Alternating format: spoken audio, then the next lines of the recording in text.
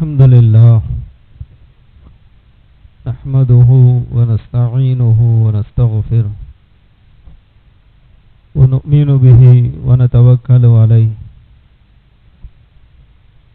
ونعوذ بالله من شرور أنفسنا ومن سيئات أعمالنا من يهده الله فلا مضل له ومن يضلل فلا هادي له وأشهد أن لا إله إلا الله وحده لا شريك له وأشهد أن محمدا عبده ورسوله أما بعد فإن خير الحديث كتاب الله وخير الهدي هدي محمد صلى الله عليه وسلم وشر الأمور محدثاتها وكل محدثة بدعة وكل بدعة ضلالة الضلالة في النار. قال الله تعالى بعد أعوذ بالله من الشيطان الرجيم بسم الله الرحمن الرحيم سبحان الذي أسرى بعبده ليلا من المسجد الحرام إلى المسجد الأقصى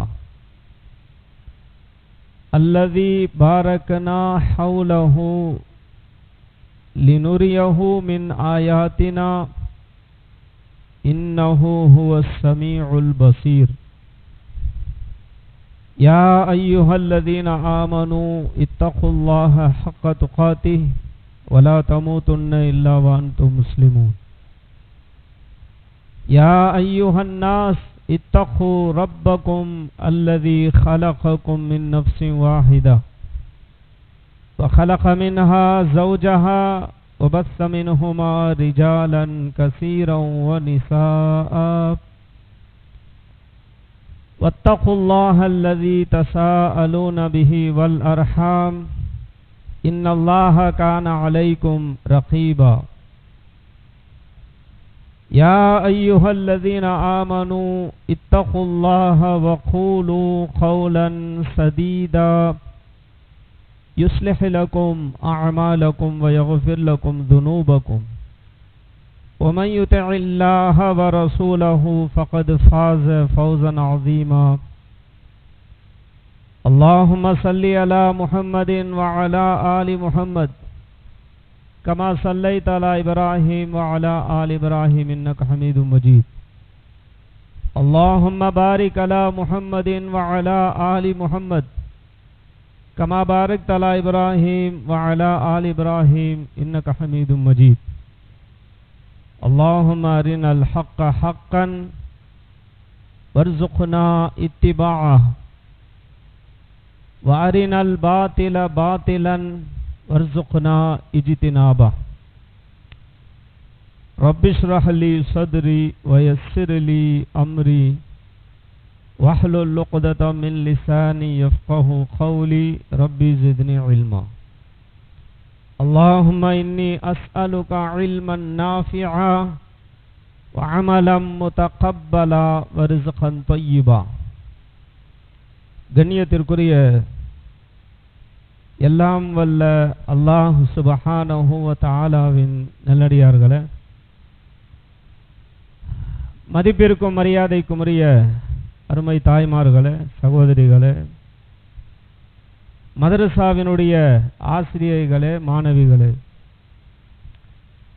அல்லாஹுவின் பேரருளால் அவனால் கடமையாக்கப்பட்டிருக்கின்ற இன்றைய ஜும்மா தொழுகையை எப்படி நிறைவேற்ற வேண்டும் என்று அவனுடைய தூதர் ஸல்லல்லாஹு அலைஹி வஸல்லம் அவர்கள் நமக்கு கற்றுத்தந்தார்களோ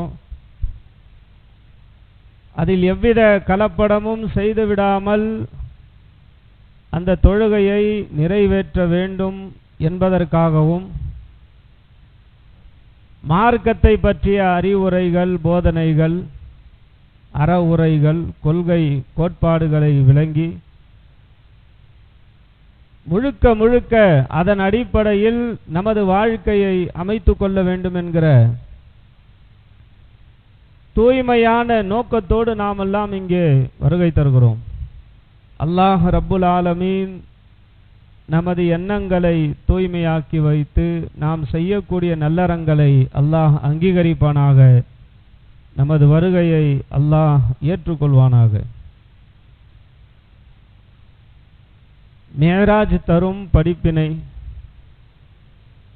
கடந்த வாரம் மேராஜ் சம்பந்தமாக ஒரு சில செய்திகளை நாம் சொல்லியிருந்தோம்.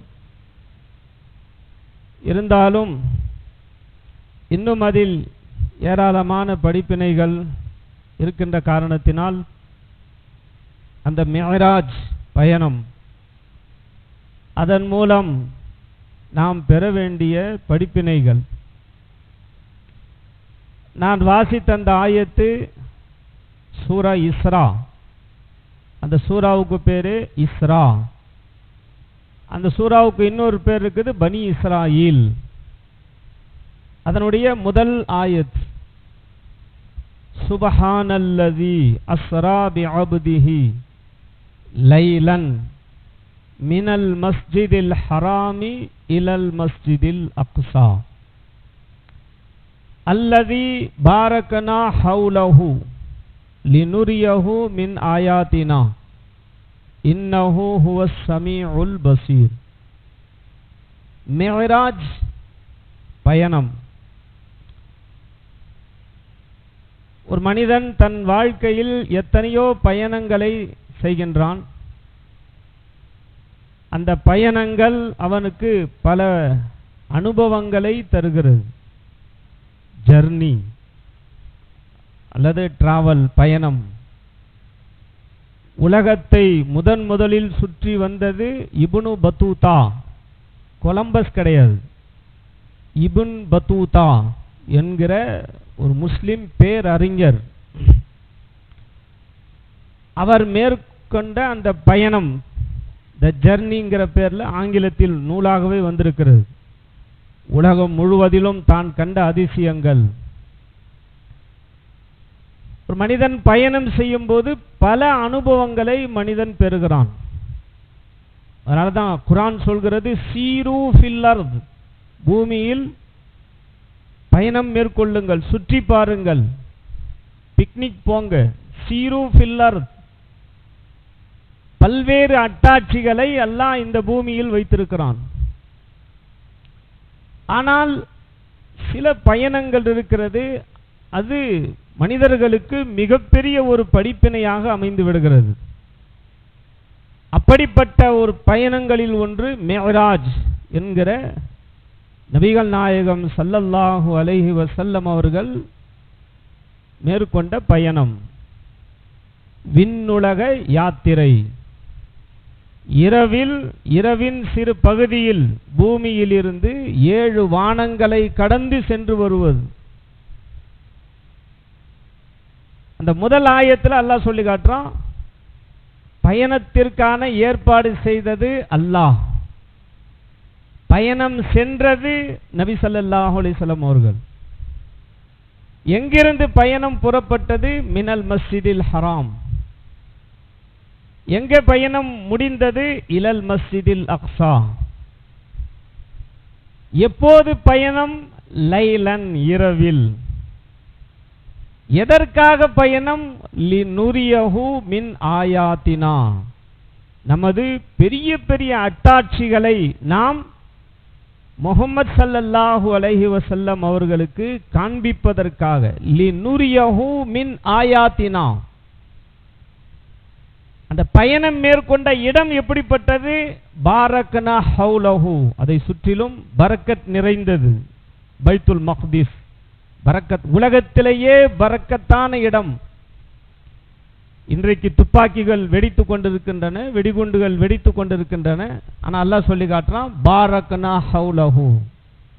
என்னதான் துப்பாக்கிகள் வெடித்தாலும் சரி, அங்கே போய் இருக்கக்கூடிய அந்த மென்டல் பீஸ், மன நிம்மதி உலகத்தில் எங்கேயுமே வைக்கல. காபாவுக்கு அடுத்தபடியாக அல்லாஹ் வைத்திருக்கிற பரக்கத்தான இடம்.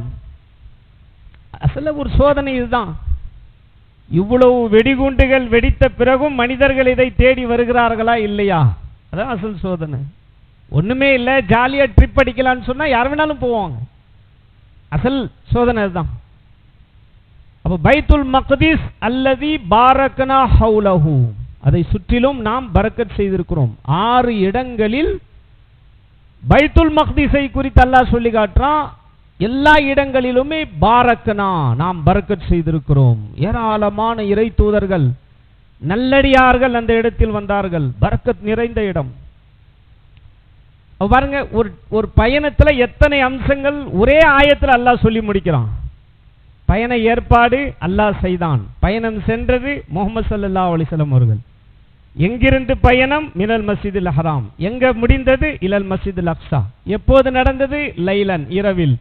எதற்காக இந்த பயணம்? லினுரியஹு மின் ஆயாத்தினா, பெரும் பெரும் நமது அட்டாட்சிகளை நாம் காண்பிப்பதற்காக. பயணம் மேற்கொண்ட இடம் எப்படிப்பட்டது? பாரக்னா ஹவுலஹு, அதை சுற்றிலும் நாம் பரக்கத் செய்திருக்கிறோம். அப்ப எங்கிருந்து புறப்பட்டார்கள்? மினல் மஸ்ஜிதில் ஹராம். சில அறிவிப்புகள் வருது, உம்மு ஹானி ரலியல்லாஹு அன்ஹா அவர்களுடைய வீட்டிலிருந்து பயணம் புறப்பட்டார்கள். ஏன்னா அது எல்லாமே பக்கத்து பக்கத்தில் இருக்குது. கூரையை பிய்த்து கொண்டு ஜிப்ரீல் அலைஹிஸ்ஸலாம் அவர்கள் இறங்கினார்கள். ஏன் வாசப்படியா வந்திருக்கலாமே, ஏன் கூரையை பிய்த்து கொண்டு? ஏன்னா அது இயற்கைக்கு மாற்றமான ஒரு பயணம், மனித கற்பனைகளுக்கு அப்பாற்பட்ட ஒரு பயணம். இன்னும் சிலர் வேறு ஒரு காரணத்தை எழுதியிருக்கின்றார்கள். ஜிப்ரீல் அலைஹிஸ்ஸலாம் அவர்கள் கூரையை பிச்சுக்கிட்டே வந்தாங்க. வாசக்கது ஏன்னா வானவர்களை பொறுத்தவரையில் அவங்களை யாரும் தடுத்து நிறுத்த முடியாது. அதனால தான் மலக்குல் மௌத் என்ன ஆகுது? உயிர் கொண்டு போயிடுறாங்க. நீங்க வரக்கூடாது, நாட் அலவுடு, நோ என்ட்ரி. வானவர்களுக்கு நோ என்ட்ரி எல்லாம் போட முடியாது. அவங்க எங்க வேணாலும் வந்துருவாங்க, மலக்குமார்கள். அப்ப ஜிப்ரீல் அலைஹிஸ்ஸலாம் அவர்கள் காரணம் என்னன்னு சொன்னா, மனித உணர்வுகள் போன்று அவர்களுக்கு கிடையாது. ஆண்கள் பெண்கள். அதனால தான் மரியம் அவர்கள் தனியாக இருக்கும் போது ஜிப்ரீல் அலைஹிஸ்ஸலாம் அவர்கள் வந்தார்கள். ஆண்கள், அதாவது மனிதர்களுக்கு உண்டான அந்த உணர்ச்சிகள் அது வானவர்களுக்கு கிடையாது. அதனால அவங்க எங்க வேணாலும் வருவாங்க. அப்ப கூரையை பிச்சுக்கிட்டு ஜிப்ரீல் அலைஹிஸ்ஸலாம் அவர்கள் வந்தது காரணம் என்ன? நபி ஸல்லல்லாஹு அலைஹி வஸல்லம் அவர்களை அல்லாஹ் அழைத்து வர சொல்லிவிட்டான். அந்த சந்தோஷம், அந்த சந்தோஷத்துல அவங்க வாசல் வழியாக வர மறந்து விட்டார்கள், கூரை பிச்சுட்டு வந்துட்டாங்க. சில பேர் சில விஷயங்களை அந்த சந்தோஷத்துல செய்யும் போது சொல்றாங்களா இல்லையா, எனக்கு தலைகால் புரியல, சந்தோஷத்துல நான் தலைகால் புரியல. அப்ப அந்த சந்தோஷத்துல ஜிப்ரீல் அலைஹிஸ்ஸலாம் அவர்கள் கூரை பிச்சுட்டு என்ன பண்ணாங்க? ரசூலுல்லாஹி ஸல்லல்லாஹு அலைஹி வஸல்லம் அவர்களை அழைத்து சென்றார்கள். நபிகள் நாயகம் ஸல்லல்லாஹு அலைஹி வஸல்லம் அவர்களுக்கு தெரியாது அல்லாஹ்விடம் நாம் போகிறோம், அதாவது விண்ணுலக யாத்திரை போறோம். அப்படி இருந்திருந்தா அசந்து தூங்கி இருப்பாங்களா? அப்ப அவங்களுக்கு தெரியல. வந்தார்கள், நபி ஸல்லல்லாஹு அலைஹி வஸல்லம் அவர்களை எழுப்பி என்ன பண்ணாங்க? அழைத்து சென்றார்கள். போகக்கூடிய நேரத்தில் ஓபன் ஹார்ட் சர்ஜரி நடந்தது. அவருடைய உள்ளம் சுத்தப்படுத்தப்பட்டது. மனிதர்களிலேயே மிக பரிசுத்தமான உள்ளம் நபிகள் நாயகம் ஸல்லல்லாஹு அலைஹி வஸல்லம் அவர்களுடைய உள்ளம்தான். அவர்களுடைய உள்ளத்தையே மீண்டும் சுத்தம் செய்யப்பட்டது என்றால் நமது உள்ளங்கள் எப்படிப்பட்டவை? அசுத்தமானவை. எனவே உள்ளம் தூய்மையாக இருக்க வேண்டும், அதுல கவனம் செலுத்தணும். அப்பதான் அல்லாஹ்வின் நெருக்கம் கிடைக்கும். அல்லாஹ்வின் நெருக்கம் உடல் சுத்தத்தால் இல்ல, உடைகள் அது ஒரு காரணம் இருக்குது. ஆனால் உண்மையிலேயே அல்லாஹ்வின் நெருக்கம் எப்போது கிடைக்கும்? உள்ளம் சுத்தமா இருக்கணும். அதனால அடிக்கடி அல்லாஹ்விடத்துல துஆ செய்யணும். அல்லாஹும்ம ஆதி நஃப்ஸி தக்வாஹா, யா அல்லாஹ் என் உள்ளத்தை சுத்தப்படுத்து, பரிசுத்தமாக்கு. அங்கிருந்து எங்க போனாங்க? பைத்துல் மக்திஸ். எந்த வாகனத்தில் போனாங்க? புராக். புராக் என்கிற வாகனம். பர்க்னாலே மின்னல், மின்னல் வேகத்தில், ஹை ஸ்பீடு. இன்றைக்கு விஞ்ஞானத்தில் நீங்க பாத்தீங்கன்னு சொன்னா லைட், ஒளி ஆண்டு, லைட் ஸ்பீடு. பொதுவா பூமியில அளக்கும் போது தரையில் அளப்பாங்க. பூமியை விட்டு வெளியில போயிட்டாங்கன்னு சொன்னா அளக்க முடியாது. எப்படி அளக்கிறது? ஒளியின் வேகம், ஒளியினுடைய ஸ்பீடு இருக்குது. ஒரு செகண்ட் ஒரு செகண்டுக்கு 3 லட்சம் கிலோமீட்டர் ஸ்பீடு ஒளியினுடைய வேகம். மைல் எடுத்துக்கிட்டீங்கன்னு சொன்னா 1,86,282 மைல். பயான் சொல்றதுக்கு இதெல்லாம் உட்காந்து மனப்பாடம் பண்ண வேண்டியதா இருக்குது. மனப்பாடம் பண்றது இல்ல, அது எப்போ ஒரு தடவை படிச்சது. மைல் எடுத்துக்கிட்டீங்கன்னு சொன்னா 1,86,282 மைல் ஒரு செகண்ட்ல ஒளியினுடைய ஸ்பீடு. கிலோமீட்டர் எடுத்துக்கிட்டீங்கன்னு சொன்னா 3 லட்சம் கிலோமீட்டர் ஒரு செகண்ட்ல. அவ்வளவு வேகத்தில் பயணிக்கக்கூடிய ஒளி இதுவரைக்கும், அதாவது காண முடியும் என்கிற அந்த பிரபஞ்சம், பார்க்க முடியும் அப்படிங்கிறது. ஒளி எந்த அளவுக்கு போகுது, எவ்வளவு தூரம் போக முடியும்? 5 போட்டு 22 சைபர் போடணுமா. நான் கணக்கில் கொஞ்சம் வீக்கு, நீங்க சும்மா முடிச்ச பிறகு வேணா கால்குலேட் பண்ணி சொல்லுங்க. 5 போட்டு 22 சைபர் போடணும். அவ்வளவு தூரம் வரைக்கும் ஒளி பயணிக்க முடியும். அது இந்த பிரபஞ்சம். இது வரைக்கும் விஞ்ஞானிகள் சொல்றாங்க, இது வரைக்கும் அவ்வளவு பறந்து விரிந்த யூனிவர்ஸ், பிரபஞ்சம். நாம் இருக்கிற பூமி ஒண்ணுமே இல்லை, அந்த பிரபஞ்சத்துக்கு முன்னால ஒண்ணுமே கிடையாது. அப்போ எலக்ட்ரான், நியூட்ரான், போட்டான் சொல்றாங்களா இல்லையா? இந்த மூன்றும் சேர்ந்தது. எலக்ட்ரான் அதனுடைய ஸ்பீடும் அதுதான். பெர் செகண்ட் 3 லாக் கிலோமீட்டர் ஒரு செகண்ட்ல எலக்ட்ரானுடைய ஸ்பீடு. ஆனா அந்த எலக்ட்ரான் இருக்குதே, அதை டிடெக்டர் பண்றது ஒண்ணு இருக்குது, அதை ஒண்ணு தடுத்து நிறுத்துது. பிறகு சயின்ஸ், ஐன்ஸ்டீனுக்கு பிறகு, நியூட்டனுக்கு பிறகு இப்போது வந்த சயின்ஸ், எலக்ட்ரானுக்கு எப்படி இது தெரியுது? நம்ம முன்னால போனா நம்மளை சிதைச்சிருவாங்க, எலக்ட்ரான் திரும்ப அங்க ரிட்டர்ன் ஆகுது. அப்ப எலக்ட்ரானை விட வேகமாக போகக்கூடிய ஒன்று இருக்கிறது. ஒளி இந்த வேகத்தில் போகுது, ஒளியை விட வேகமாக போகக்கூடிய ஒன்று இருக்கிறது. கடைசியாக சயின்ஸ், விஞ்ஞானம் எங்க வந்து நிக்குது? கண்ணுக்கு தெரிந்த உலகத்துல ஒளியினுடைய வேகத்தை கணக்கிட்டு சொல்லலாம். ஆனால் ஒளியை விட வேகமாக போகக்கூடியது ஒன்று இருக்குது, அது நம்ம கணக்கில் வராது, நமக்கு தெரியாது. ஏதோ ஒரு உலகம் இருக்கிறது, இங்க வந்து நிக்கிறாங்க. அதனாலதான் வானவர்கள் வேகமாக அல்லாஹ்விடத்தில் செல்கிறார்கள். ஒளியால் படைக்கப்பட்டவர்கள், மலக்குமார்கள் ஒளியால் படைக்கப்பட்டவர்கள். அப்ப நபிகள் நாயகம் ஸல்லல்லாஹு அலைஹி வஸல்லம் அவர்கள் புராக் வாகனத்தில் ஏறி மின்னல் வேகத்தில், மின்னல் வேகம்ங்கிறது அதை விட ஸ்பீடு, அங்க பைத்துல் மக்திஸ் போறாங்க. போனதுக்கு பிறகு என்ன பண்றாங்க? எல்லா இறை தூதர்களுக்கும் தொலை வைக்கின்றார்கள். அந்த புராக்கிற வாகனத்தை கட்டுகிறார்கள். இதுதான் லெசன் நமக்கு. புராக் என்கிற வாகனத்தை, அந்த கல்லு, ஒரு கல் இருக்குது, உமர் பின் கத்தாப் ரலியல்லாஹு அன்ஹு அவர்களுடைய ஆட்சி காலத்தில், அவர் சொன்னாங்க, இந்த கல்லில் தான் நபி ஸல்லல்லாஹு அலைஹி வஸல்லம் அவர்கள் புராக் வாகனத்தை கட்டினார்கள். எங்க சொர்க்கத்துக்குள்ள வாகனம் அது, புராக்கை யார் திருடிட்டு போயிருவா? புராக்கை ஏன் கட்டணும்? இதுல லெசன் தருகிறார்கள். அல்லாஹ்வின் மீது தவக்குல் என்பது வண்டியை லாக் பண்ணிட்டு வைக்கணும். வண்டியை சைட் லாக் பண்ணல, வேகமா வந்துட்டான் பயான் கேட்கறதுக்கு, இன்ட்ரெஸ்டா இருக்குது, பயான் கேட்கறதுக்கு வந்துட்டான். வண்டியை லாக் பண்ணியா? லாக் பண்ணல. ஜும்மா முடிஞ்சிட்டு போய் பார்த்தா வண்டியை காணோம். நிறைய இடங்களில் செப்பல் காணாம போயிருது. அல்லாஹ் பார்த்துக்குவான், அல்லாஹ் பார்த்துக்குவான். இல்ல, முதல்ல நம்மை நாம் பாதுகாக்க வேண்டும், பிறகு அல்லாஹ்வின் மீது தவக்குல். புராக் என்கிற வாகனம், புராக் யாரும் தேடிட்டு போயிட மாட்டாங்க. இருந்தாலும் நபிகள் நாயகம் ஸல்லல்லாஹு அலைஹி வஸல்லம் அவர்கள் அதை கட்டுகிறார்கள். பிறகு அங்கிருந்து மேலே ஏறுகிறார்கள். முதல் வானம், இரண்டாவது வானம், 3, 4, 5, 6. முதல் வானத்திற்கு செல்கிறார்கள். ஜிப்ரீல் அலைஹிஸ்ஸலாம் அவர்கள் வானத்தில் போய் கதவு தட்டுறாங்க. வானம்னு ஒன்று இருக்குது, வானத்திற்கு கதவுகளும் இருக்கிறது. ஃபகானத் அப்வாபா ஓ ஃபுதிஹத்திஸ் ஸமாஉ ஃபகானத் அப்வாபா. குர்ஆன்ல வேற இடங்கள் அல்லாஹ் சொல்லி காட்டுறான். ஜிப்ரீல் அலைஹிஸ்ஸலாம் அவர்கள் கதவு தட்டினார்கள். அங்கிருந்து குரல் வந்தது. யார் அது? சொன்னாங்க, நான் ஜிப்ரீல். பொதுவாக கதவு தட்டும் போது யாருன்னு சொன்னா கெஸ் பண்ணுங்க யாருன்னு. அங்க ட்விட்ல வைக்க கூடாது. யாருன்னு கேட்டா பேர் சொல்லு. சில பேர் போன் போட்டுருவாங்க, யாருங்க பேசுறீங்க? கெஸ் பண்ணுங்க யாருன்னு. கெஸ் பண்றது இல்ல. சில பேர் இருக்குது குரலை வச்சு கண்டுபிடிச்சிருவாங்க. பேர் சொல்லணும். இந்த மாதிரி இடங்கள்ல யாருன்னு கேட்டா பேர் சொல்லணும். கதவு தட்டுறாங்க, காலிங் பெல் அடிக்கிறாங்க, யாருன்னு கேட்டா பேர் சொல்லணும்.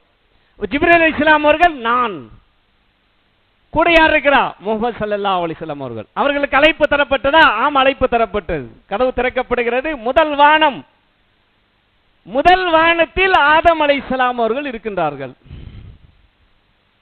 வலது பக்கம் பார்க்கிறாங்க, ஏராளமான மனித உயிர்கள், அர்வா. வலது பக்கம் பார்க்கிறார்கள், சிரிக்கின்றார்கள். இடது பக்கம் பார்க்கிறாங்க, நிறைய உயிர்கள், மனித உயிர்கள். அதை பார்த்து அழுகின்றார்கள். ஜிப்ரீல் அலைஹிஸ்ஸலாம் அவர்கள்ட்ட நபி ஸல்லல்லாஹு அலைஹி வஸல்லம் கேட்டாங்க, யார் இவங்க? இவங்க தான் ஆதம் அலைஹிஸ்ஸலாம் அவர்கள். வலது பக்கம் பார்த்து சிரிக்கின்றார்கள், இடது பக்கம் பார்த்து அழுகின்றார்கள். என்ன காரணம்? வலது பக்கம் பார்க்கிறார்கள், தங்களுடைய சந்ததிகளில், தங்களுடைய பிள்ளைகளில் சொர்க்கத்திற்கு செல்லக்கூடியவர்கள், தாங்கள் செய்த நல்லறங்கள் மூலம், நன்மைகள் மூலம் சொர்க்கத்திற்கு செல்லக்கூடியவர்கள். அதை பார்த்து சந்தோஷப்படுகிறார்கள். இடது பக்கம் பார்க்கிறார்கள், தங்களுடைய சந்ததிகளில் நரகம் செல்லக்கூடியவர்கள், தீமைகளால் நரகம் செல்லக்கூடியவர்கள். இதை பார்த்து ஆதம் அலைஹிஸ்ஸலாம் அவர்கள் அழுகின்றார்கள். இங்கே யோசிக்க வேண்டிய விஷயம், சிந்திக்க வேண்டிய விஷயம் என்ன? தனக்கு பிறகு, ஆதம் அலைஹிஸ்ஸலாம் அவர்களுக்கு பிறகு 1000 ஆண்டுகளுக்கு பிறகு வரக்கூடிய சந்ததிகள், அவர்களை பார்த்து ஆதம் அலைஹிஸ்ஸலாம் அவர்கள், சொர்க்கவாதிகள் சந்தோஷப்படுகிறார்கள், நரகவாதிகள் கவலைப்படுகிறார்கள். இன்றைக்கு நாம், நமது பிள்ளைகள் எந்த அளவுக்கு சொர்க்கத்திற்கான செயல்களை செய்கிறார்கள், நமக்கு சந்தோஷம் வருது. நரகத்திற்குரிய செயலை செய்கிறார்கள், நமக்கு கவலை வருகிறது. நம்முடைய ரத்தம், நமது உடலில் இருந்து வந்தவர்கள். ஆதம் அலைஹிஸ்ஸலாம் அவர்கள் தங்களுக்கு பிறகு 1000 ஆண்டுகளுக்கு பிறகு வரக்கூடியவர்களை பார்த்து சந்தோஷப்படுகிறார்கள், கவலைப்படுகிறார்கள். நம்முடைய வீடுகளில் சொர்க்கம் நரகம்ங்கிற கான்செப்டே போயிருச்சு. சம்பாதி சம்பாதி, கடைக்கு போ, வியாபாரத்துக்கு போ, டியூஷனுக்கு போ, ஸ்கூலுக்கு போ, சம்பாதி. சொர்க்கம் நரகம் என்கிற கான்செப்டே போயிருச்சு. சொர்க்கத்தின் செயலை செய்தால் பெற்றோர்கள் சந்தோஷப்பட வேண்டும், நரகத்திற்குரிய செயலை செய்தால் பெற்றோர்கள் கவலைப்பட வேண்டும். கவலை எல்லாம் இல்ல. பையன் தூங்கிட்டு இருக்கிறான், கவலை இல்ல. தொழுகைக்கு போகணும், இகாமத் சொல்லியாச்சு, பாங்கு சொல்லியாச்சு, அந்த கவலையே பெற்றோர்களுக்கு இல்ல. பல பெற்றோர்கள் என்ன விளங்கிட்டாங்கன்னு சொன்னா, பிள்ளைகளை வளர்க்கிறதுன்னு சொன்னா, என் பையன் என் பேச்சை தட்டவே மாட்டான், அம்மா பேச்சு தட்டவே மாட்டான், அப்பா பேச்சு தட்டவே மாட்டான், நில்லுன்னு அனுப்பான், உட்கார்னா உட்காருவான். இது யார் வேணாலும் வளர்ப்பாங்க. அசல்ல பிள்ளை வளர்ப்புங்கிறது இதுவல்ல. உங்க பேச்சு கேட்பவனாக வளர்ப்பது பிள்ளை வளர்ப்பதல்ல, அல்லாஹ்வின் பேச்சை கேட்கணும். நீங்க சொல்றது எல்லாம் தட்டாம கேட்கிறான்ல.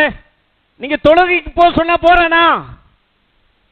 நீங்கள் தொழ சொன்னால் உங்கள் மகள் தொழுகின்றாளா? அது மட்டும் தாங்க கொஞ்சம் செய்யறது இல்ல. மற்றபடி என் பையன் நில்லுனா நிப்போம், உட்கார்னா. நீங்க இப்லீஸை வளர்த்திருக்கிறீர்கள். இஸ்லாம் பிள்ளை வளர்ப்புனா இப்படி வளர்க்க சொல்லல. நம்முடைய பேச்சை கேட்கிறவங்க நம்ம பிள்ளைங்க கிடையாது. அல்லாஹ்வின் பேச்சை கேட்கணும், அல்லாஹ்வின் அடியார்களை உருவாக்கணும், அல்லாஹ்வுக்கு அடிமைகளை உருவாக்கணும். பல பெற்றோர், நீ எப்படியாவது போ, தாடி வை, வச்சாவை, வைக்கலாம் போ, புர்கா போடு, போட்டா போடு, இல்லைன்னா போ. ஆனா அம்மா பேச்சு கேளு, அப்பா பேச்சு. இது பெற்றோர்களை இப்படி இல்ல. பிள்ளை வளர்ப்பு என்பது அதுவல்ல.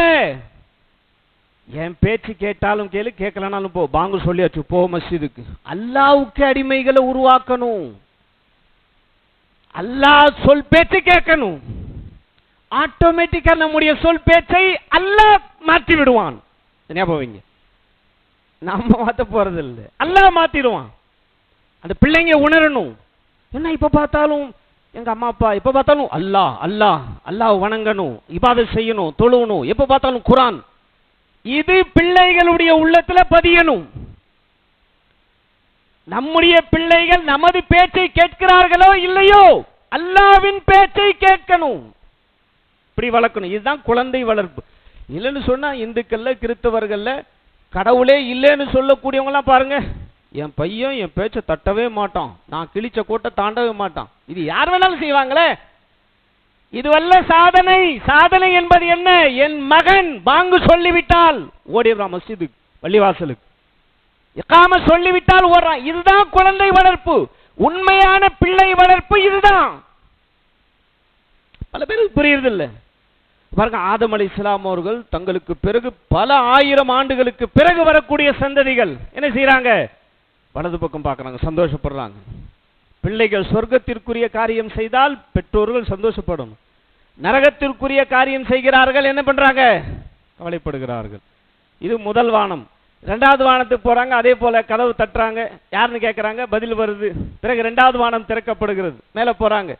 ஈசா அலைஹிஸ்ஸலாம் அவர்கள், யஹ்யா அலைஹிஸ்ஸலாம், ரெண்டு பேர் இருக்கிறாங்க ஒரு இடத்துல. யாருன்னு கேட்கறாங்க, இது மாதிரி ஈசா அலைஹிஸ்ஸலாம் அவர்கள். போயிட்டு பார்த்து விட்டு வந்ததுக்கு பிறகு நபிகள் நாயகம் ஸல்லல்லாஹு அலைஹி வஸல்லம் அவர்கள் அப்படியே வர்ணிக்கின்றார்கள் ஈசா எப்படி இருந்தாங்க. ஈசா அலைஹிஸ்ஸலாம் அவங்க ஹைட்டு, வெயிட்டு, அவர்களுடைய தலைமுடி, புருவம், உருவம் எல்லாவற்றையும் அப்படியே. ஈசா அலைஹிஸ்ஸலாம் அவர்கள், ஜீசஸ், ஈசா நபி. மூன்றாவது வானத்துக்கு போறாங்க, யூசுப் நபி, யூசுப் அலைஹிஸ்ஸலாம். மூன்றாவது வானம். யூசுப் அலைஹிஸ்ஸலாம் பார்த்து சொல்றாங்க, என்ன அழகாக இருக்கின்றார்கள். உலகத்துல மொத்த அழகையும் பாதிய உலகத்துக்கு கொடுத்துட்டு மீதிய யூசுப் நபிக்கு அல்லாஹ் கொடுத்திருக்கிறான். அதுக்கு பிறகு நான்காவது வானத்துக்கு போறாங்க, இத்ரீஸ் அலைஹிஸ்ஸலாம். ஐந்தாவது வானத்துக்கு போறாங்க, ஹாரூன் அலைஹிஸ்ஸலாம், மூசா அலைஹிஸ்ஸலாமுடைய சகோதரர் ஹாரூன் அலைஹிஸ்ஸலாம். ஆறாவது வானத்துக்கு போறாங்க, மூசா அலைஹிஸ்ஸலாம். ஏழாவது வானத்திற்கு போகின்றார்கள், இப்ராஹிம் அலைஹிஸ்ஸலாம். இப்ராஹிம் அலைஹிஸ்ஸலாம் ஏழாவது வானத்தில் எப்படி இருக்கிறாங்க? அங்க ஒரு மரத்தோடு சாய்ந்து கொண்டிருக்கிறார்கள். சின்ன சின்ன பருவம் அடையாத பிள்ளைகள் துன்யாவில் மௌத்தாயிராங்களா இல்லையா? அந்த சின்ன சின்ன பிள்ளைகள் இப்ராஹிம் அலைஹிஸ்ஸலாம் அவர்களை சுற்றி உட்கார்ந்து கொண்டிருக்கிறார்கள். அந்த சின்ன சின்ன பிள்ளைகளுக்கு தீனை கற்றுக் கொடுத்து கொண்டிருக்கிறார்கள். 7 வானத்திற்கு மேல் இப்ராஹிம் அலைஹிஸ்ஸலாம் அவர்கள் சிறு பிள்ளைகளுக்கு, அலிபேத்தே நம்ம பாஷையில் சொல்றதா இருந்தா அலிபேத்தே, சின்ன சின்ன பிள்ளைகளுக்கு தீனை கற்றுக் கொடுத்து கொண்டிருக்கிறார்கள். அந்த ப்ராசஸ் இன்னும் நடந்து கொண்டே இருக்கிறது. சிறு பிள்ளைகளுக்கு மார்க்கத்தை கற்றுக் கொடுப்பது இப்ராஹிம் அலைஹிஸ்ஸலாம் அவர்களுடைய வழிமுறை. 7 வானத்திற்கு மேல் இப்ராஹிம் அலைஹிஸ்ஸலாம் அவர்கள் சின்ன சின்ன பிள்ளைகளுக்கு அல்லாஹ்வை பற்றி, ரசூலை பற்றி, தீனை பற்றி கற்றுத் தருகிறார்கள். இன்னைக்கு நாம் நமது பிள்ளைகளுக்கு எந்த அளவுக்கு அல்லாஹ் ரசூல், சின்ன பிள்ளைகளுக்கு அலிபேத்த மதரசா தான், சின்ன சின்ன மதரசாக்கள். நாம வெக்கப்படுறோம், நமக்கு கூச்சமா இருக்குது, வெக்கமா இருக்குது. இப்ராஹிம் அலைஹிஸ்ஸலாம் அவர்கள் சிறு பிள்ளைகளுக்கு 7 வானத்திற்கு மேல் சிறு சிறு பிள்ளைகளுக்கு மார்க்கத்தை கற்றுக் கொடுக்கின்றார்கள். அங்க ஒரு மஸ்ஜித் இருக்குது, பைத்துல் மாமூர். இதெல்லாம் நபி ஸல்லல்லாஹு அலைஹி வஸல்லம் அவர்கள் இரவில், அதாவது பார்ட் ஆஃப் நைட், இரவின் சிறு பகுதியில் எல்லாத்தையும் பார்த்துட்டு வர்றாங்க. எல்லாவற்றையும் பார்க்கின்றார்கள். பார்க்கறாங்கன்னு சொன்னா எப்படி பார்க்கறாங்க? பார்த்தேன், தெளிவா தெரியல, அப்படி இல்லை. அல்லாஹ் சொல்லி காட்டுறான், மிக தெளிவான மா ஸாகல் பஸரு வ மா தகா, பார்வையும் தடுமாறவில்லை, உள்ளமும் தடுமாறவில்லை. Visual proof. உலகத்திலேயே ஒரு மனிதன் ஒரு விஷயத்தை பார்த்து இதைத்தான் பார்த்தாயா உலகத்தில் யாராலும் சொல்ல முடியாது. ஆனால் முஹம்மது ரசூலுல்லாஹ் ஸல்லல்லாஹு அலைஹி வஸல்லம், அதுவும் இரவில் அல்லாஹ் சொல்லி காட்டுறான், பார்வையும் தடுமாறவில்லை, உள்ளமும் தடுமாறவில்லை. சில சமயங்களில் பார்த்துருவான், என்ன ஆயிரும், பார்த்தேன் ஆனா லேசா அவரு தானாலும் சந்தேகமா இருக்குது. அட சூரியனுடைய ஒளியில பார்க்கலாம் இத்தனைக்கும். இது இரவில். சூரா நஜும் அல்லாஹ் சொல்லி காட்டுறான், சூரத்து நஜும், மா ஸாகல் பஸரு வ மா தகா லகத் ரஆ மின் ஆயாத்தி ரப்பிஹில் குப்ரா அல்லாஹ் சொல்லி காட்டுறான். 7 வானத்திற்கு மேல் பைத்துல் மாமூர், வானத்தில் இருப்பவர்களுக்கு காபா. எப்படி பூமியில் இருக்கக்கூடிய நமக்கு அல்லாஹ் காபா வச்சிருக்கிறானோ அதே போல நேர் மேல அங்கிருந்து ஒரு கல்லு போட்டா நேரா காபாவில் வந்து விடும். 7 வானத்திற்கு மேல் பைத்துல் மாமூர் அல்லாஹ் வச்சிருக்கிறான். ஒவ்வொரு நாளும் 70,000 வானவர்கள் தவாப் செய்கிறார்கள். அவங்க போறாங்க, திரும்ப செகண்ட் சான்ஸ் அவங்களுக்கு கிடைக்கிறது இல்லை, போயிட்டே இருக்கிறாங்க. ரசூலுல்லாஹி ஸல்லல்லாஹு அலைஹி வஸல்லம் அவர்கள் போயிட்டு பார்த்துட்டு வந்து சொல்லி 1500 வருஷம் ஆயிருச்சு. அப்போ ஒவ்வொரு நாள் 70,000 வானவர்கள்னு சொன்னா எத்தனை வானவர்கள்? ரெண்டாவது சந்தர்ப்பம் அவங்களுக்கு கிடைக்கிறதில்ல, செகண்ட் சான்ஸ் கிடைக்கிறதில்ல, போறாங்க, போயிட்டே இருக்கிறாங்க. ஆனா துன்யாவில் அல்லாஹ் வைத்திருக்கிற காபா மனிதர்களுக்கு எத்தனை சந்தர்ப்பம் கிடைக்குது? எத்தனை தடவை ஹஜ்ஜுக்கு போயிட்டு வரும். சில பேர் இருக்கிறாங்க 5 ஹஜ்ஜு செய்தவர்கள், 10 ஹஜ்ஜு செய்தவர்கள். மாணவர்களை போல இல்ல, மனிதர்களுக்கு அல்லாஹ் பல சந்தர்ப்பங்களை கொடுத்திருக்கிறான். துஆ செய்யுங்க, அல்லாஹ் மென்மேலும் உம்ராக்கள் செய்யணும், மென்மேலும் ஹஜ்ஜு செய்யணும். அல்லாஹ் ஒரு பாக்கியம் அது. அப்ப இது ரசூலுல்லாஹி ஸல்லல்லாஹு அலைஹி வஸல்லம் அவர்கள் சொன்னார்கள், நான் இதை பார்த்தேன். சொர்க்கம் நரகம் எடுத்து காட்டப்பட்டது. சொர்க்கத்தை பார்த்தேன், நரகத்தை பார்த்தேன், எல்லாவற்றையும் பார்த்துவிட்டு வந்து சொன்னார்கள். உலகத்திலேயே தனது கொள்கையை பார்த்துவிட்டு வந்து சொன்னது நபிகள் நாயகம் ஸல்லல்லாஹு அலைஹி வஸல்லம் அவர்கள் தான். அல்லாஹ் காட்டுறான், இதான் சொர்க்கம், இதான் நரகம். நீங்க துன்யாவில் என்ன வேலையை செய்து கொண்டிருக்கிறீர்கள்? சொர்க்கத்தை நோக்கி அழைக்கிறீர்கள், நரகத்தை எச்சரிக்கை செய்கிறீர்கள். இதோ பாருங்க, பார்த்துவிட்டு வந்து சொன்னார்கள், கண்மூடித்தனமாக சொல்லவில்லை. உலகத்தில் எந்த ஒரு தத்துவ ஞானியும் சரி, சும்மா யூகம், ஒரு அனுமானம், இப்படித்தான் இருக்கும், இப்படித்தான் இருக்கும். ஆனால் நபிகள் நாயகம் ஸல்லல்லாஹு அலைஹி வஸல்லம் அவர்கள் தாங்கள் சொன்ன கொள்கையை விஷுவல் ப்ரூஃப், கண்களால் பார்த்துவிட்டு வந்து சொன்னார்கள். மக்களே, நரகத்தை அஞ்சிக் கொள்ளுங்கள், நரகம். மக்களே, சொர்க்கத்திற்கான தயாரிப்புகளை செய்யுங்கள். எத்தனை பேருக்கு சொர்க்கம் நரகம் பற்றி கவலை இருக்குது? எல்லாம் வீட்டு வாடகை கட்டணும், gas bill, school fees, medical, இது என்னாகும், அது என்னாகும், 5 வருஷத்துக்கு பிறகு என்னாகும், 10 வருஷத்துக்கு பிறகு என்னாகும், இதிலே தான்.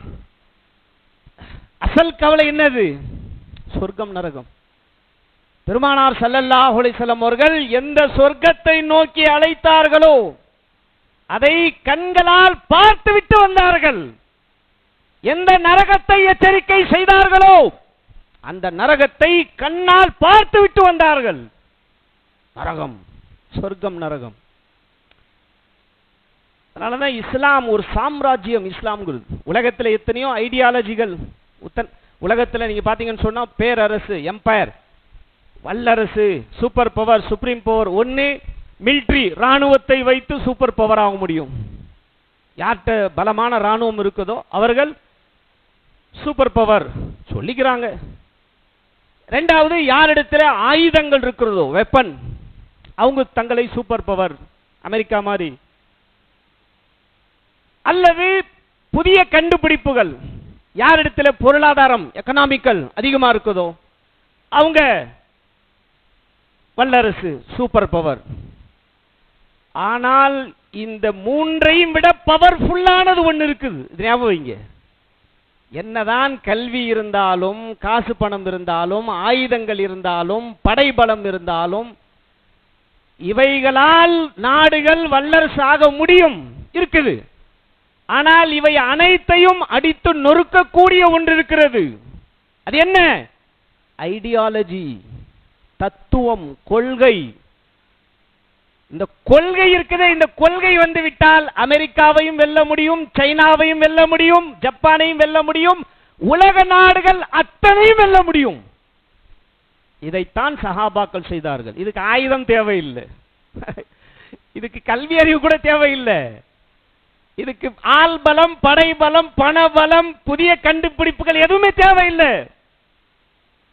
அதனாலதான் சஹாபாக்கள், பாலைவனத்திலிருந்து புறப்பட்ட சஹாபாக்கள், பாலைவனத்தில் என்னங்க இருக்குது? யூனிவர்சிட்டி இருக்குதா, காலேஜ் இருக்குதா, என்ன ஸ்கூல் என்ன இருக்குது? அங்கிருந்து புறப்பட்டவர்கள் பெரும் பெரும் சாம்ராஜ்யங்கள், ரோமன், பெர்சியன் எம்பயர், எல்லாவற்றையும் அடித்து அவருடைய முதுகெலும்பை உடைத்து விட்டார்கள்.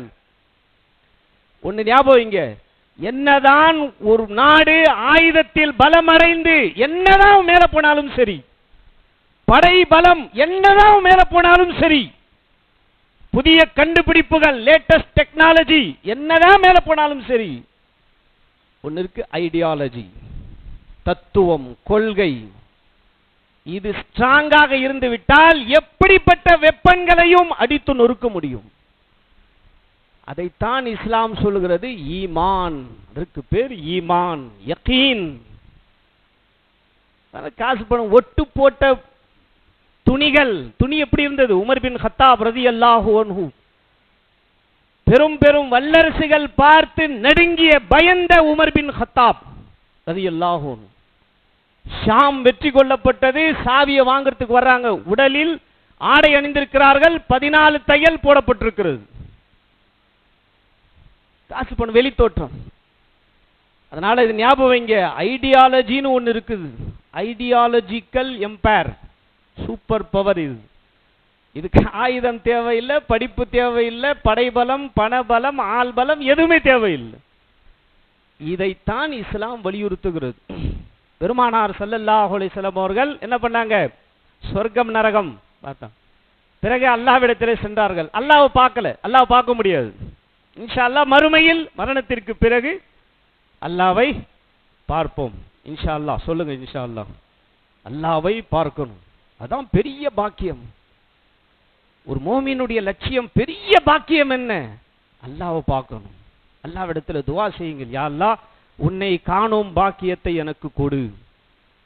ரசூலுல்லாஹி ஸல்லல்லாஹு அலைஹி வஸல்லம் அவர்கள் யார் ஃபஜ்ருடைய தொழுகையும் அஸருடைய தொழுகையும் பேணுதலாக தொழுது வருகின்றார்களோ அவர்கள் இந்த சந்திரனை பார்ப்பதைப் போல் அல்லாஹ்வை பார்ப்பார்கள். புகாரில பதிவு செய்யப்பட்டிருக்கக்கூடிய ஹதீஸ். எங்க ஜும்மாவுக்கு வரீங்க, அஸர்ல வர மாட்டீங்களே? அதான் அஸர்ல கஷ்டமா இருக்குது. அல்லாஹ்வை காணும் பாக்கியம் எல்லாவற்றையும் விட பெரிய ஒரு இன்பம், பேரின்பம், சொர்க்கத்தை விட ஒரு பேரின்பம். அது என்ன? அல்லாஹ்வை பார்ப்பது. அதனாலதான் சொர்க்கவாதிகளுக்கு எல்லா இன்பத்தையும் அல்லாஹ் கொடுத்துருவான். மறுபடியும் அல்லாஹ் கேட்பான் சொர்க்கவாதிகளை கூப்பிட்டு, சொர்க்கவாதிகளே உங்களுக்கு எல்லாம் கிடைச்சிருச்சா? சொர்க்கமே கிடைச்சிருச்சு, வேற என்ன வேணும்? பிறகு அல்லாஹ் திரையை விலக்கி தன்னை அல்லாஹ் காட்டுவான். அல்லாஹ்விடத்தில் துஆ செய்யுங்கள் சகோதரர்களே, அல்லாஹ்வை காணும் பாக்கியம், யா அல்லாஹ் உன்னை காணும் பாக்கியத்தை எங்களுக்கு கொடு. அல்லாஹ்விடத்தில் துஆ செய்யுங்க. ரசூலுல்லாஹி ஸல்லல்லாஹு அலைஹி வஸல்லம் அவர்கள் மேராஜுக்கு போனாங்க. ஆனா என்ன செய்யல? அல்லாஹ்வை பார்க்கல. 3 அன்பளிப்புகள் அல்லாஹ் கொடுத்தான் அந்த மேராஜ் பயணத்தில். ஒன்று என்ன? 50 நேர தொழுகை. இரண்டாவது சூரத்துல் பக்ராவினுடைய கடைசி 2 ஆயத்துகள், ஆமனர் ரசூலு பிமா உன்சில இலைஹி, இந்த 2 ஆயத்துகள் அது அங்கே கொடுக்கப்பட்டது. துன்யாவிலேயே அல்லாஹ் இறக்குனா, ஆனா அங்க ஸ்பெஷலா தரப்பட்டது.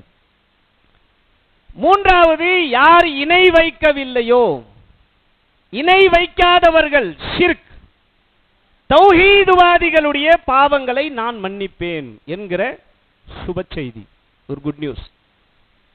இந்த 3 அம்சங்கள் தரப்பட்டது. ஒன்று தௌஹீத், இரண்டாவது தொழுகை, மூன்றாவது குர்ஆனோடு தொடர்பு, சூரத்துல் பக்ராவினுடைய கடைசி 3 வசனங்கள். நபி ஸல்லல்லாஹு அலைஹி வஸல்லம் அவர்கள் வாங்கிட்டாங்க. எத்தனை நேர தொழுகை? 50 நேர தொழுகை. மறுபடியும் ஒரு தடவை சொல்லிக்கீங்க, எத்தனை? 50 நேர தொழுகை. ரசூலுல்லாஹி ஸல்லல்லாஹு அலைஹி வஸல்லம் வாங்கிட்டாங்க. சந்தோஷம், 50 நேர தொழுகை அல்லாஹ் கொடுத்துட்டான். என்னுடைய உம்மத்து ரஹ்மத் பரக்கத்துல மூழ்கி விடுவார்கள். நேரம் வந்தாங்க. 7ஆம் வானத்துல யார் இருக்கிறா? இப்ராஹிம் அலைஹிஸ்ஸலாம் அவர்கள் சலாம் சொன்னாங்க. அல்லாஹ் என்ன கொடுத்தான்? இந்த மாதிரி 3 கிஃப்ட் அல்லாஹ் கொடுத்தான்.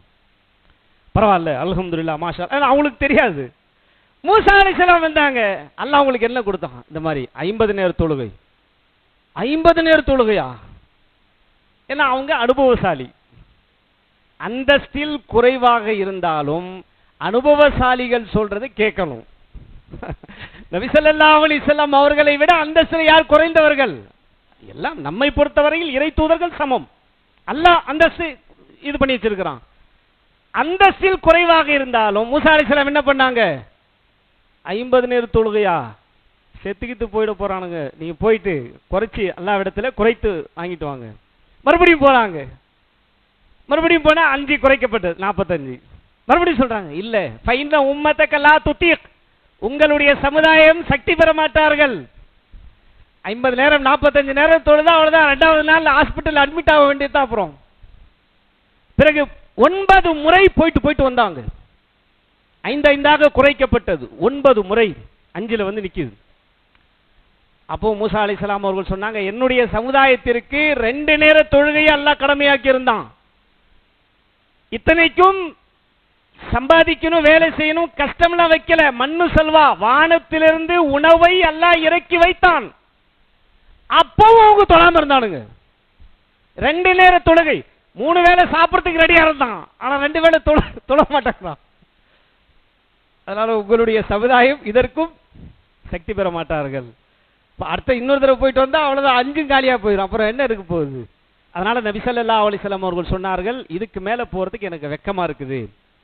அல்லாஹ்விடம் இருந்து குரல், அல்லாஹ் சொன்னா 50 நேர தொழுகை நான் கடமையாக்கி இருந்தேன். 5 நேரம் தொழுதால் 50 நேரம் தொழுத தொழுகைக்கான நன்மைகளை நான் தந்து விடுகிறேன்.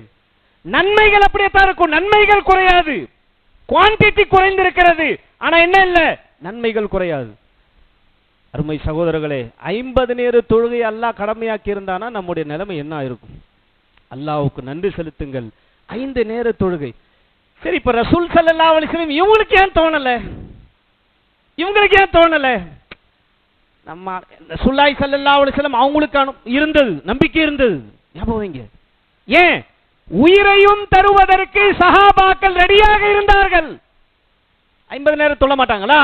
நபிகள் நாயகம் ஸல்லல்லாஹு அலைஹி வஸல்லம் அவங்களுக்கு உறுதியாக தெரியும். ஆனால் நபி ஸல்லல்லாஹு அலைஹி வஸல்லம் அவர்கள் அல்லாஹ்வுக்கு ஹலீல், ஹபீப், நெருங்கிய க்ளோஸ் ஃப்ரெண்ட், நெருங்கிய நண்பர், ஹபீப், கலீல். மூசா அலைஹிஸ்ஸலாம் அவர்கள் கலீம். மூசா கலீமுல்லா, கலீம் பேசக்கூடியவங்க. நண்பர் எதை கொடுத்தாலும் அப்படியே கண்ணை மூடிட்டு வாங்கிட்டு வந்துட்டாங்க. பொதுவா ஃப்ரெண்ட்ஷிப்ங்கிறது தானே, நண்பன்கிறது எது கொடுத்தாலும் வாங்கி. இப்போ ரசூலுல்லாஹி ஸல்லல்லாஹு அலைஹி வஸல்லம் அவர்கள் அல்லாஹ் கொடுத்தது கண்ணை மூடிட்டு வாங்கிட்டு வந்துட்டாங்க. ஆனா மூசா அலைஹிஸ்ஸலாம் அவர்கள் என்ன பண்றாங்க? பேசுகிறார்கள், கலீம், தங்களுடைய அனுபவத்தை சொல்கிறார்கள். இப்போ இதுல இருந்து என்ன தெரியுது? அந்தஸ்தில் வயதில் குறைந்தவர்களாக இருந்தாலும் அனுபவசாலிகள் சொன்னால் கேட்டுக்கொள்ள வேண்டும். அதனால் பல நன்மைகள் ஏற்படும். அப்ப அந்த தொழுகைகளை கொண்டு வந்து நபி ஸல்லல்லாஹு அலைஹி வஸல்லம் அவர்கள் மேராஜுக்கு போயிட்டு வந்தாங்க. மக்காவுக்கு வந்தாங்க. வந்துட்டு சொன்னாங்க, நேற்று இரவு நான் மேராஜுக்கு போயிட்டு வந்தேன். பாருங்க, சயின்ஸுக்கு விடப்படக்கூடிய சவால், விஞ்ஞானம். மேராஜ் இரவை குறித்து நிறைய ரிசர்ச் பண்ணுங்க, நிறைய செய்திகள். அந்த இதுல ஹை ஸ்பீட்ல போகக்கூடிய ஒரு வாகனத்தில் வழியில என்னவெல்லாம் நடக்குது எல்லாம் தெல்ல தெளிவாக நபி ஸல்லல்லாஹு அலைஹி வஸல்லம் அவர்களுக்கு தெரிந்தது. மக்கத்து குறைஷிகள் வந்து சொன்னாங்க, மக்கத்து குறைஷிகள், நீங்க போயிட்டு வந்தீங்களா? சரி, பைத்துல் மக்திஸ் எப்படி இருக்குது சொல்லுங்க அப்படின்னாங்க. நபிகள் நாயகம் ஸல்லல்லாஹு அலைஹி வஸல்லம் அவர்கள் சொர்க்கம் நரகத்தையே பார்த்துட்டு வந்தாங்க. அவங்க அதை கேட்கல. ஏன்? இவங்களுக்கு நீங்க ஏற்கனவே சொல்லித்தானே இருக்கிறீங்க, சொர்க்கம் நரகத்தை பத்தி ஏற்கனவே சொல்லித்தானே இருக்கிறீங்க. நாங்க சொர்க்க நரகத்தை பார்க்கல. நாங்க பார்த்தது எதை? பைத்துல் மக்திஸ். பைத்துல் மக்திஸ்ல எத்தனை கதவு இருக்குது, எத்தனை ஜன்னல் இருக்குது சொல்லுங்க பார்க்கலாம். இப்போ இந்த மஸ்ஜித் இருக்குது, அல்-ஹதீஸ் மஸ்ஜித், வந்து எல்லாம் தொழுதுட்டு போயிடுறீங்க. போனதுக்கு பிறகு அல்-ஹதீஸ் மஸ்ஜித்ல எத்தனை ஜன்னல் இருக்குது, எத்தனை கதவு இருக்குன்னு கேட்டா யாரு தொழும்போது யார் கவனிப்பா அதெல்லாம்? ஆனால் நபி ஸல்லல்லாஹு அலைஹி வஸல்லம் அவர்கள் கொஞ்ச நேரம் நின்று கொண்டே இருந்தார்கள். 40 நாட்கள் பயணிக்கக்கூடிய இடம். எல்லா திரைகளையும் அகற்றி பைத்துல் மக்திஸை முன்னால் கொண்டு வந்து அல்லாஹ் காண்பித்தான். ரசூலுல்லாஹி ஸல்லல்லாஹு அலைஹி வஸல்லம் அவர்கள் சொன்னார்கள், இத்தனை கதவு இருக்குது, இத்தனை ஜன்னல் இருக்குது, இத்தனை வாசல் இருக்குது, எல்லாம் இருக்குது. இது மேராஜ் பயணம் நமது ஈமானை பலப்படுத்தக்கூடியது. அல்லாஹ் ரப்பல் ஆலமீன் அப்படிப்பட்ட நன்மக்களாக நம் எல்லோரையும் அல்லாஹ் ஆக்கி அருள் புரிவானாக. வாஹிரு தாவானா அனில் ஹம்துலில்லாஹி ரப்பில் ஆலமீன்.